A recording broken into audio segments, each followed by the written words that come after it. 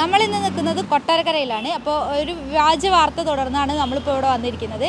അതായത് ഒരു അമ്മ 2 മക്കളെ കളഞ്ഞിട്ട് പോവുകയാണെന്ന് പറഞ്ഞിട്ട് ആ അമ്മയ്ക്കെതിരെ കുറേ ആൾക്കാർ രംഗത്ത് വന്നായിരുന്നു. പക്ഷേ ആ അമ്മേൻ്റെ സത്യാവസ്ഥ ആരും മനസ്സിലാക്കിയില്ല. തൻ്റെ 2 മക്കളെ ആ അമ്മ ഉപേക്ഷിക്കാൻ ഒരിക്കലും തയ്യാറല്ല. ഭർത്താവ് മരിച്ചിട്ട് ഇത്രയും വർഷമായിട്ട് ആ മക്കളെ നോക്കിയത് അമ്മ തന്നെയാണ്. ആ ഒരു മക്കളെ അമ്മ ഉപേക്ഷിക്കാൻ തയ്യാറല്ലേന്ന്. പക്ഷേ ഈ വ്യാജ വാർത്ത കുറേ നാട്ടുകാർ തന്നെ ഈ അമ്മേനെ അത്രയ്ക്കും മോശപ്പെട്ട വാക്കുകൾ ഉപയോഗിച്ച് ഈ അമ്മേനെ അത്രയ്ക്ക് മാനസികമായിട്ട് സമ്മർദ്ദത്തിലാക്കിയിരുന്നു. അപ്പോൾ അതിനെ തുടർന്ന് നമ്മൾ ആ വാർത്ത അന്വേഷിക്കാൻ വേണ്ടി വന്നതാണ് ഇവിടെ. ചേച്ചീൻ്റെ പേരെന്താ? എൻ്റെ പേര് ശാന്തി. മക്കളെ പേര്? സൂരജ്, ദീപക്. എന്താ ചേച്ചീൻ്റെ പ്രശ്നം എന്താ? ഞാൻ ഈ പിള്ളേരെ ഹോസ്റ്റലിൽ കൊണ്ടാക്കാൻ വേണ്ടി വന്നത്. ഇവർ രണ്ടും കൂടെ പോകുന്നില്ലെന്ന് പറഞ്ഞു. ഞാനും ജോലി ചെയ്താലേ എൻ്റെ കുടുംബം നോക്കാൻ ഒക്കത്തുള്ളൂ. വേറെ ആരും ഇല്ല, നോക്കാനും എടുക്കാനും ആളില്ല. അമ്മയ്ക്ക് തീരെ വയ്യ. എൻ്റെ അമ്മയെ നോക്കിക്കൊണ്ട് നിന്നത് ഈ സ്നേഹാലയത്തെ കൊണ്ടാക്കിയത്. ഇപ്പോൾ 1 വർഷം ആകാൻ പോകുന്നു. പിന്നിട്ട് ഓണത്തിന് വന്നു കഴിഞ്ഞിട്ട് പിന്നെ 2 കൂടെ പോയില്ല. പനിയെ ചുമയൊക്കെ വന്നിട്ട് പിന്നെ വിട്ടിട്ടുമില്ല.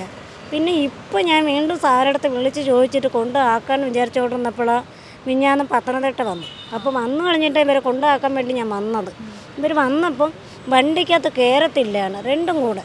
വണ്ടിക്കകത്ത് കയറുന്നില്ല പറഞ്ഞപ്പോൾ ഞാൻ വിചാരിച്ച് വണ്ടിക്കകത്ത് കയറി അവർ 2 കൂടെ വരാതിരിക്കത്തില്ലെന്ന് പറഞ്ഞാൽ ഞാൻ വണ്ടിക്കകത്ത് കയറി. വണ്ടിക്കകത്ത് കയറിയപ്പോൾ ആൾക്കാർ പിള്ളേരെ കളഞ്ഞിട്ട് പോകാൻ പറഞ്ഞിട്ട് ഭയങ്കര ഉച്ചത്തിൽ സംസാരിക്കാൻ തുടങ്ങി. അങ്ങനെ ഞാൻ ചീത്ത വിളിച്ചു, നീ കൊച്ചിനെ കളഞ്ഞിട്ട് എവിടെ പോകുന്നതെന്ന്. ഞാൻ ബസ്സിനകത്ത് ഇറങ്ങി പിള്ളേരെ വിളിച്ചുകൊണ്ട് മേപ്പോട്ട് വന്നപ്പം ഇവർ കിടന്ന് ഭയങ്കര എന്നെ കിടന്നിട്ട് നീ പിള്ളേരെ ഉണ്ടാക്കി എന്തേനി അങ്ങനെ മറ്റൊരു രീതിയിലൊക്കെ എൻ്റെ അടുത്ത് സംസാരിച്ച്. എൻ്റെ കുടുംബം ആർക്കും അറിയത്തില്ല. ഞാൻ പെടുന്ന പാട് എൻ്റെ ദൈവത്തിനെ അറിയത്തുള്ളൂ. ഇവൻ്റെ അച്ഛൻ മരിച്ച് 3 വർഷമായി.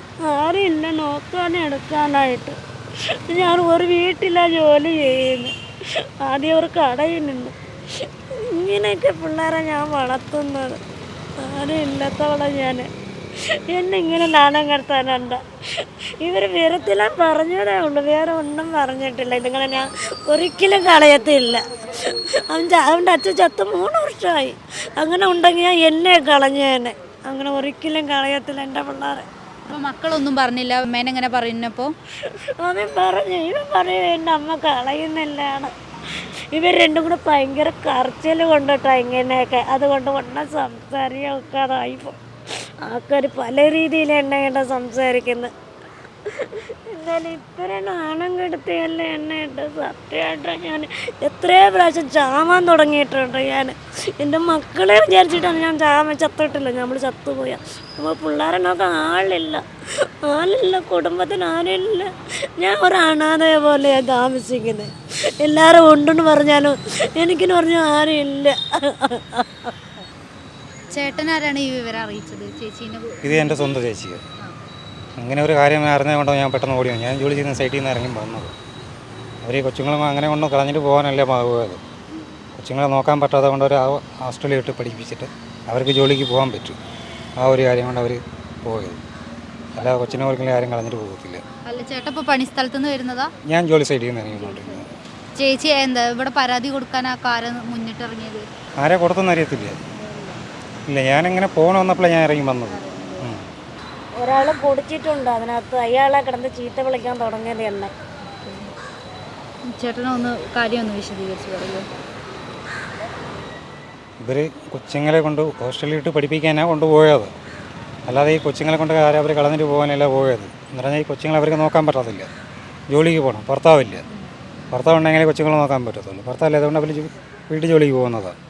അപ്പോൾ ഈ കൊച്ചുങ്ങളെ കൊണ്ട് ഹോസ്റ്റലിലാക്കിയിട്ട് അവർ ജോലിക്ക് പോകാമെന്ന് വിചാരിച്ച് പോയത്. അങ്ങനെ പിന്നെ ഇവർ അവിടെ നിന്നിട്ട് കൊച്ചുങ്ങൾ ബസ് കയറാതെ കൊണ്ട് ആൾക്കാരെ എല്ലാം കൂടി ആവശ്യമല്ല. ചേട്ടാ അവിടെ ബസ് സ്റ്റാൻഡിൽ പോയിരുന്നു? ഇല്ല, ഞാൻ പോയില്ലായിരുന്നു. ഞാൻ നേരെ വന്ന് കൊട്ടാരക്കര റെയിൽവേ സ്റ്റേഷനിൽ വന്നതാണ്. ഞാൻ ജോലി ചെയ്യുന്ന സൈറ്റിൽ നിന്ന് ഇറങ്ങി വന്നതാണ്. ഇതുപോലെയുള്ള വ്യാജ വാർത്തകൾ പലരുടെയും ജീവിതം തകർക്കും. ഇത് ഉണ്ടാക്കുന്നവർക്ക് ഒന്നും നേടാനില്ല. പക്ഷേ ഇതുകൊണ്ടുണ്ടാകുന്ന പ്രത്യാഘാതങ്ങൾ അവർക്ക് മാത്രമാണ്. ഒന്ന് ഓർക്കുക, ഇതുപോലെയുള്ള വ്യാജ വാർത്തകൾ പ്രചരിച്ച് ഈ ഒരു അമ്മ എത്ര നാളെ ഇങ്ങനെ ജീവിക്കും? ഈ അമ്മയ്ക്ക് ഇനി സമൂഹത്തിലുള്ള വില മക്കളെ കളഞ്ഞിട്ട് പോയൊരു അമ്മേൻ്റെ സ്ഥാനമാണ്. ഈ അമ്മ നമ്മോട് സംസാരിച്ചത് എങ്കിലും കണ്ടിട്ട് ഈ അമ്മയ്ക്കെതിരെ ഇനി ആരും ഒന്നും പ്രചരിപ്പിക്കാതിരിക്കുക. ഈ അമ്മ ഒരിക്കലും തൻ്റെ മക്കളെ കളയാനും കൊല്ലാനും നോക്കിയിട്ടില്ല. സ്നേഹത്തോടെ വളർത്തിയിട്ടുള്ളൂ. അത്രയും കഷ്ടപ്പെട്ടിട്ടാണ് ആ അമ്മ ഈ മക്കളെ വളർത്തിയത്. ഇനി ഇതുപോലെയുള്ള വ്യാജ വാർത്തകൾ പ്രചരിപ്പിക്കാതിരിക്കുക. ക്യാമറമാൻ ശ്രീകുമാറിനൊപ്പം നന്ദന.